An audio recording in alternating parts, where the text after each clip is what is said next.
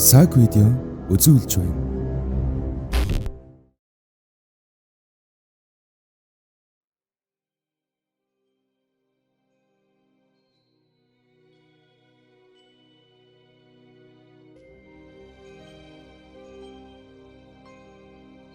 Хүндрэлтний тайлж чадаагүй 10 нууц бичвэр.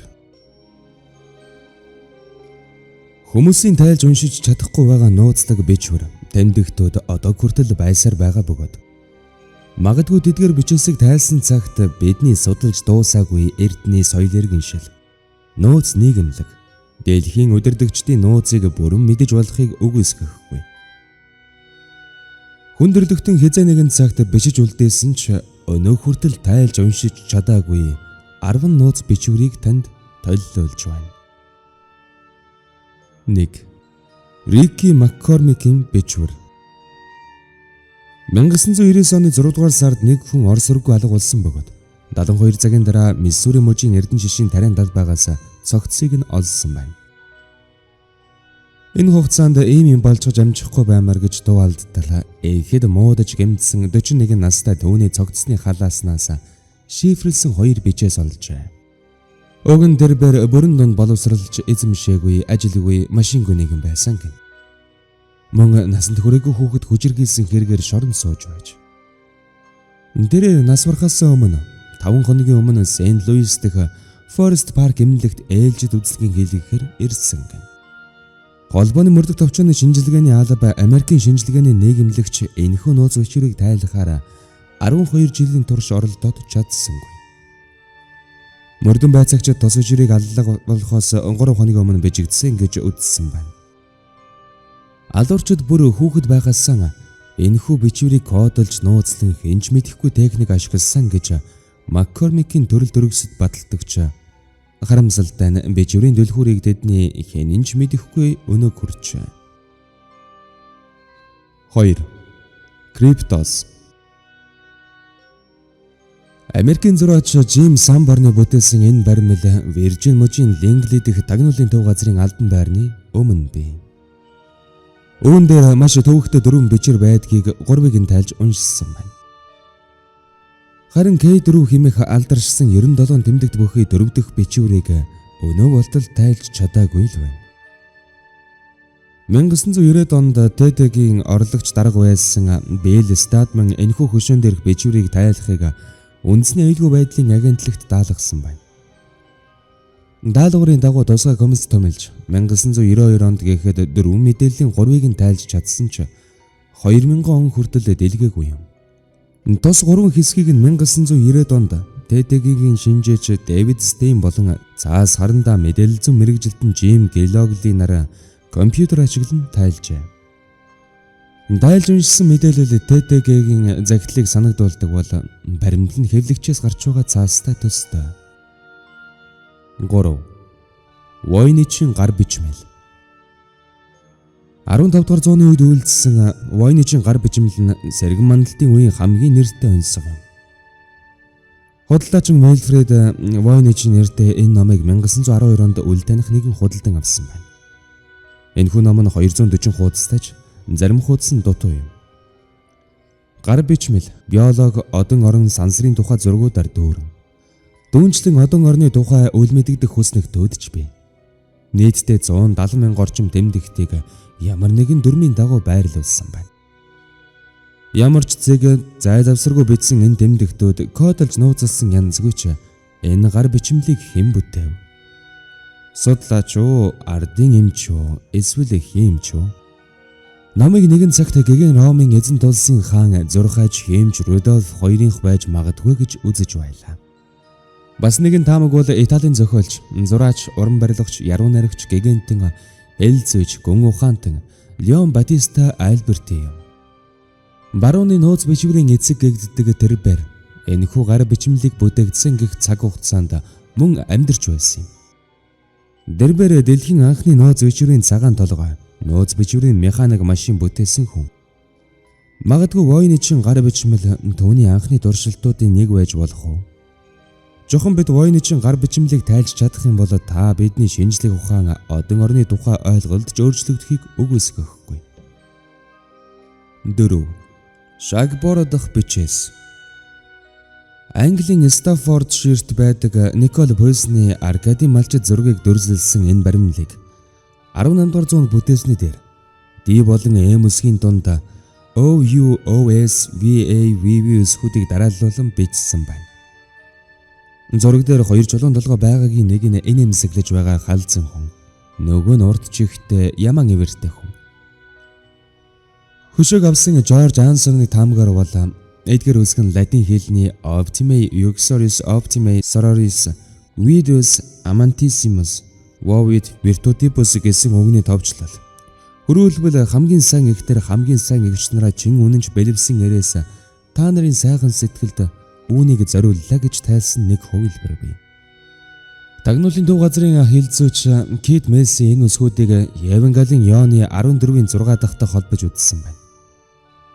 Өөр судлаачид болохоор үүнийг масоны нийгэмлэгтэй холбоотой гэдэг. Блэчли паркийн шинжээж байсан Оливер Лаун энэ код нь Есүстэй холбоотой байхаа гэсэн таамаг дэвшүүлсэн ч энэ нь магадлал баттай биш юм. Дүүнчлэн 2004 оны Шагборгийн үл хөдлөх хөрөнгийн эзэн Ричард Кемп энэ бичвэрийг Геген Грейлийн байх газартай холбоотой байхаа хэмээн сурталчилгааны компанид ажил зохион байгуулж байсан удаатай. 5. Шугман бичээс. Шугман бичээс хэмээх хэдэн зуун нэмдэгттэй энэ бичвэрийг мөн л өнөө болтол тайлж чадаагүй байна. Үүнийг эртний Грекийн соёл иргэншлийн үе болох манай эртний өмнөх 1850-аас 1400 оны үед хэрэглэж байж байна.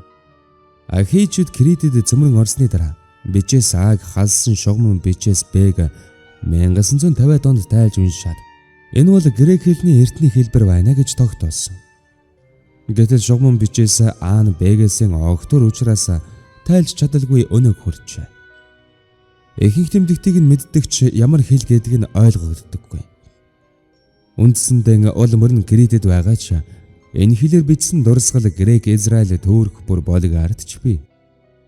Шугман бичээс Ааг археологийн хамгийн чухал олдврын нэг Фестийн зээрэн цэг дээр байдаг. Крито Миноын бичээсийн өвөг гэж тооцдог. Манай эртний өмнөх 2 дахь мянган үеийн 16 см диаметртэй энэ зээрэн цэгийг Крит дэх Фестийн ордноос олсон юм. Энэ зээрэн цэгийг мөн л үл мэдэгдэх тэмдэгтүүдээр бүрхсэн байдаг юм байна. Крито Миноын үеэс 1000 жилийн дараа Эдиокрит хэл бий болсон нь шугман бичээс Атай ямар нэг холбоотой байж болох юм. Энэ нь грек цагаан толгойн үсгээр бичигдсэн байдаг ч грек хэл бас биш юм. 6. Дарабелла бичвэр. Английн хөгжмийн зохиолч Эдвард Элгарч мөн нууц бичвэрүүдийг ихэд сонирхдог хүн байж. 20 дугаар зууны эхээр Эдвард Элгарын дурсгал зориулан нууц кодын анхны машиныг түүний Enigma Variazi гэдэг бүтээлээр нь нэрлэсэн байна. Enigma нь кодолж нууцлсан бичвэрийг тайлахад зориулсан машин. Элгар өөрийн найз бүсгүй Дора Пенед Дарабеллийн бичээс гихчийг илгээсэн байдаг. Тэр өөрөөсөө 20 дөө энэ бүсгүйг ингэж нэрлэжээ. Гэхдээ тэрээр өөрийн гисэн гэр бүлтэй жаргалтай нэгэн байсан гэдэг. Пенэ түүний хувьд зүгээр л адал явдал байсан гэж юу. Тэгээд ч Элгар бүсгүйд явуулсан кодон тайлж өгөөгүй дээр ер нь өөр хинж тайлж чадаагүй байна. 7. Бэйлийн нууц код. Асар их нууц хадгалсан бичвэр бүхий тус ном 1865 онд гарсан өнөөдөр 60 сая илүү доллараар үнэлэгдэж байна. Энэхүү бүтээл Бэдфорд тойргийн нутагт бараг 50 жилийн турш булшлагдсан байсан юм. Үүнийг бүтээсэн гэдэг Томас Ж. Бэйл гэж хүн хязээж байгаагүй байж болох. Гэвч Бэйл өөрийн нууцлсан 3 хайрцгийг зочд буудлын эзэнд өгсөн ч хэдэн 10 жилийн турш түүгээр юу ч хийгээгүй гэж ном зохиолд бичсэн байдаг.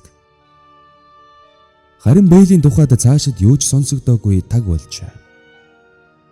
Бэйлийн нууц бичвэрүүд дундаас тайлж чадсан цорганц бичвэр тэрбээр Асерих алт мөнгө үнэт зүйлсэн 6 фут гүн чулуун зойронд нууж оргисон гэсэн байдаг. Өөр нэг нууц бичвэрд зойр хаан угаг бичсэн. Гэхдээ хэн ч олох ёсгүй гэж. Бэйлийн бичвэрт бөө үнэт зүйл гэдэг нь зүгээр л худал зүйл бөгөөд ердөө 50 цент буюу одоогийнхор бол $13 үнэтэй ном ашигтай борлуулахаар зохиосон өрх гэж үздэг хүмүүс байдаг. 8.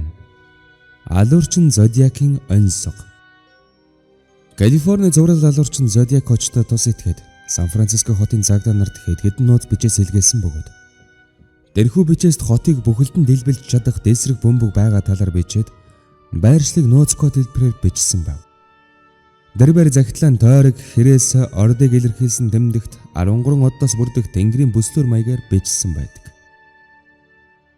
Зодиак мөн тус бүртэн 408 тэмдэгтээс бүрдсэн 3 өөр захидлыг 3 өөр сонины газарт элэг байжээ.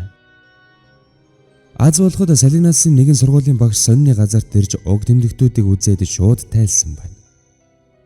Тэр бичээст маш хөвгөлтэй байдаг болохоор надад хүн алах таалагддаг. Хүн бол хамгийн аюултай аратан учраас тэднийг алах нь ойд зэрлэг аратан алхаас ч илүү хөвгөлтэй байдаг юм. Аллах надад хамгийн хүчтэй мэдрэмж төрүүлдэг. Энэ чинь сексээс ч илүү сайхан. Хамгийн сайхан нь би хизээ өгөхөл хүлээж байна. Би диваажинд төрөөд миний алсан тэр хүмүүсийн миний боол болохыг харна.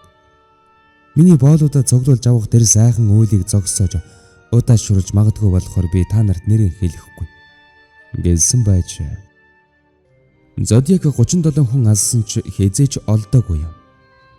Энэ үйл явдлын дараагаар түүнийг дуурайсан алуурчид дэлхийд даяар маш олон бий болсон юм.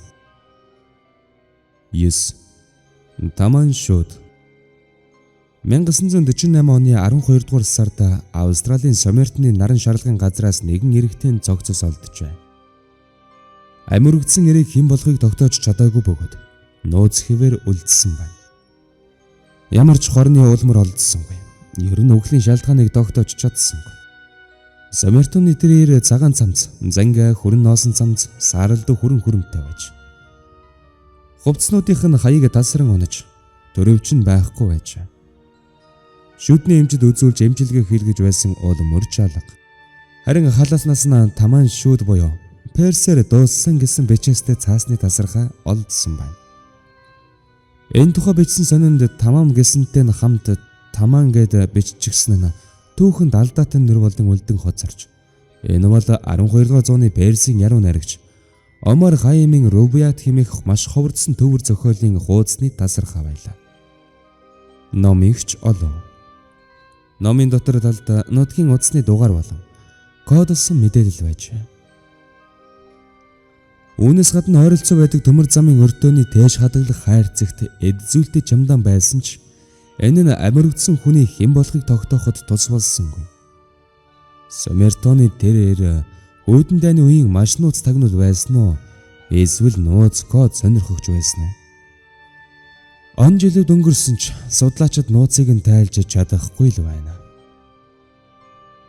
10. Сонгодог бичээс. Энэ онцлог бол хамгийн сүүлийн үеийн гэж болох ердөө 2011 онд л олдсон зүйл. Энэ бол дэлхийн 2 дугаар дайны үед илэрсэн хэд хэдэн хуудас бичвэр юм. Модон хайрцагт хийсэн тус бичвэр Лондонгийн нэгэн байшингийн доод хонголд хэвдэж байгаад германчуудын бөмбөгдөлтийн үеэр илэрсэн байна. Нэгэн зэрэг энэ зааснуудыг олж аваад түүн дээр үлмэдэх зураас нууцлсан үгс байхыг анзаарчаа. Энэ баримт бичиг уран бичээсийг санагдуулам Европын 50 тэмдэгт бий. Энд он сарыг тэмдэглээгүй ч 13 дугаар зууны үеийн масоны шашинтны юм уу? Шинжлэх ухааны эсрэг үзэлтэн оккультистуудын гараар бүтсэн байхаа гэсэн хувилбар түгээмэл байдаг. Мэдээллийг төлөвлөсөн Сак видео.